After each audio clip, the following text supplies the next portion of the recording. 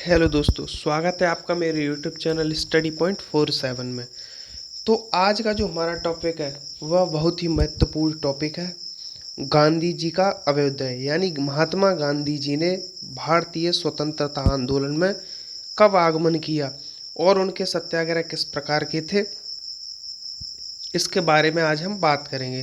तो जब प्रथम विश्व युद्ध हुआ था और उसकी जब समाप्ति हुई थी, तो राष्ट्रवादी जो गतिविधियां थी वह फिर से क्या जाग उठी थी। जो पहले ठंडी पड़ चुकी थी उनमें फिर से तेजी आई और वह फिर से जाग उठी। तो इस समय में क्या हुआ था कि जो ब्रिटिश शासन था उसके खिलाफ स्वतंत्रता के लिए एक संघर्ष किया जा रहा था और उस संघर्ष ने अंग्रेजी शासन के खिलाफ एक नया मार्ग अपनाया था। यानी उस संघर्ष ने एक नए मार्ग के द्वारा अंग्रेजी शासन को समाप्त करने का मार्ग अपनाया था। तो इन राष्ट्रीय आंदोलन से महात्मा गांधी जी के आगमन ने लोगों में राष्ट्रीय चेतना जगाई और जो लोग थे वह अत्यधिक संख्या में आंदोलन से जुड़े और लोगों की लोकप्रियता में भी एक अत्यधिक वृद्धि देखने को मिली। तो भारत में ही नहीं वरन अफ्रीका, एशिया के अन्य उपनिवेशों ने भी क्या साम्राज्यवाद का विरोध किया और उनमें भी राष्ट्रवादी जो गतिविधियां थी उनका एक सुचारू रूप से संचार हुआ। तो अब हम देखेंगे इसमें आर्थिक कठिनाइयों के कारण उत्पन्न राष्ट्रवाद कि कौन कौन सी वे आर्थिक कठिनाइयां थीं जिनके कारण राष्ट्रवाद का क्या उदय हुआ था। आर्थिक कठिनाइयों के कारण राष्ट्रवाद।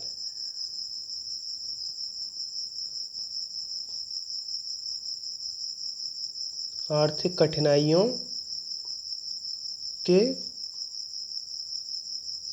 कारण राष्ट्रवाद, ये कौन कौन सी ऐसी आर्थिक कठिनाइयां थी जिनके कारण राष्ट्रवाद का क्या उदय हुआ था। तो भारतीयों ने ब्रिटिश युद्ध में अपनी जानें भी गंवाई थीं और उनको सेना तथा धन की भी आपूर्ति कराई थी। तो जब इस युद्ध की समाप्ति हुई तो भारत विभिन्न संकटों का क्या शिकार बन चुका था। इसमें निम्न कारण थे। पहला हम कृषक देख लेते हैं।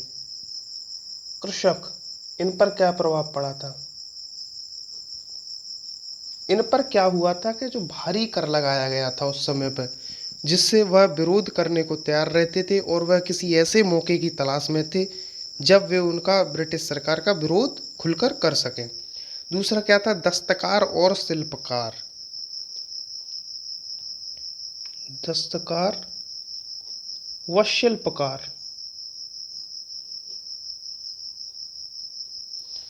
तो यह वर्ग पूरी तरह से क्या चौपट हो चुका था। इन पर महंगाई की दोहरी मार पड़ रही थी और उस समय जो महंगाई थी वह अपने चरम सीमा पर थी, यानी महंगाई अत्यधिक थी उस समय। अगला हम देखेंगे सैनिक।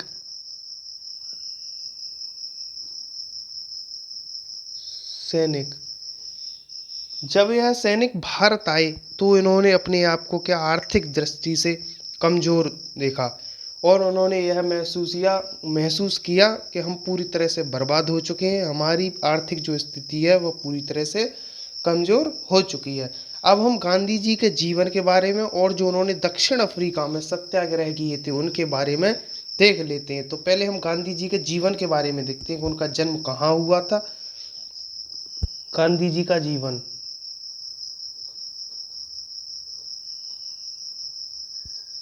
गांधी जी का जीवन, तो जो गांधी जी के जन्म की बात करें तो उनका जन्म 2 अक्टूबर सन 1869 में कहाँ हुआ था, गुजरात के काठियावाड़, काठियावाड़, इसमें भी कहाँ हुआ था, पोरबंदर में। गुजरात के काठियावाड़ के पोरबंदर नामक स्थान पर हुआ था। तो जब इन्होंने बैरिस्ट्री इंग्लैंड से पास की तो उसके बाद वह कहाँ चले गए, अफ्रीका चले गए। तो वह अफ्रीका किस लिए गए थे, तो वह अफ्रीका एक व्यापारी थे जिनका नाम क्या था, दादा अब्दुल्ला। दादा अब्दुल्ला, तो इनका मुकदमा लड़ने के लिए अफ्रीका में गए थे। इनका मुकदमा लड़ने के लिए अफ्रीका में गए थे। तो जब महात्मा गांधी जी अफ्रीका में पहुँचे तो उन्होंने वहाँ पहुंचकर रंग भेद की नीति का क्या किया था, विरोध किया था। जो वहाँ पर गोरे और काले का जो मतभेद था उसका विरोध किया उन्होंने, और उन्होंने यह निश्चय भी किया था कि जब तक वह भारत के मजदूरों को उनके अधिकार दिलाने और जिनके लिए वे पूर्ण रूप से जिनके वे पूर्ण रूप से हकदार थे, उनको वह अधिकार प्राप्त नहीं हो पाते, तब तक वे वहीं रहेंगे और लोगों को संघर्ष करने के लिए प्रोत्साहित करेंगे और उन्हें एकत्रित होने की प्रेरणा भी देंगे। तो दक्षिण अफ्रीका में महात्मा गांधी दो तरह से सत्याग्रह का मार्ग अपनाया था महात्मा गांधी ने। पहला क्या था? पहला था उदारवादी। दो चरण थे इसमें। पहला था उदारवादी। अगर हम उदारवादी चरण की बात करें तो ये 1894 से 1906 तक था। दूसरा कौन था? दूसरा था अहिंसात्मक प्रतिरोध। अहिंसात्मक प्रतिरोध। तो इन्होंने अपने इन दो चरणों में इस सत्याग्रह को चलाया था। अगर अहिंसात्मक प्रतिरोध की बात करें तो यह 1906 से 1914 तक रहा। 1906 से 1914 तक। तो उदारवादी किस प्रकार का सत्याग्रह था? तो यह इसमें क्या होता था, सरकार को गांधी जी ने प्रार्थना पत्र, याचिकाएं सौंपने का कार्य किया था और ब्रिटेन से मांग की कि वह भारतीयों की दशा को बेहतर बनाने की दिशा में उन्मुख हो, यानी उनकी दशा को बेहतर बनाने के लिए कार्य करे। अब बात कर लेते हैं अहिंसात्मक प्रतिरोध। तो यह किस प्रकार का प्रतिरोध था? इस चरण में क्या गांधी जी ने सविनय अवज्ञा या अहिंसात्मक नीति का अनुसरण किया था। तो यहाँ पर सत्याग्रह जो किए थे उनका भी हम देख लेते हैं किस प्रकार के सत्याग्रह किए थे इन्होंने दक्षिण अफ्रीका में। तो पहला, प्रवासी भारतीयों को प्रवेश करने पर विरोध। पहला, प्रवासी भारतीयों के प्रवेश पर विरोध। प्रवासी भारतीयों के प्रवेश पर विरोध। तो जब इस सरकार ने यह कानून बनाया, उनका कानून इस प्रकार का था कि जो भारतीय लोग थे उनको प्रवेश करने के विरोध में एक कानून था इनका, जिसका भारतीयों ने क्या किया था, विरोध किया था।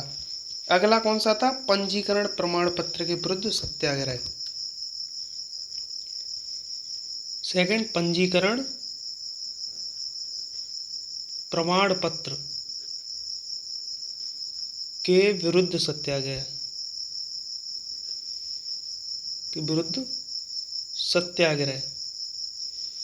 तो इस सत्याग्रह में क्या हुआ था? इस कानून में भारतीयों को अंगूठे के निशान वाले पंजीकरण प्रमाण पत्र को हर समय अपने पास रखना पड़ता था। इसके विरोध में महात्मा गांधी जी ने अहिंसात्मक प्रतिरोध सभा को गठन किया था। किसका? अहिंसात्मक प्रतिरोध सभा का। इसके विरोध में इनका गठन किया था। अगला था पोल टैक्स तथा भारतीय विवाहों को अप्रमाणित करने के विरोध में। कौन सा? पोल टैक्स तथा भारतीय विवाहों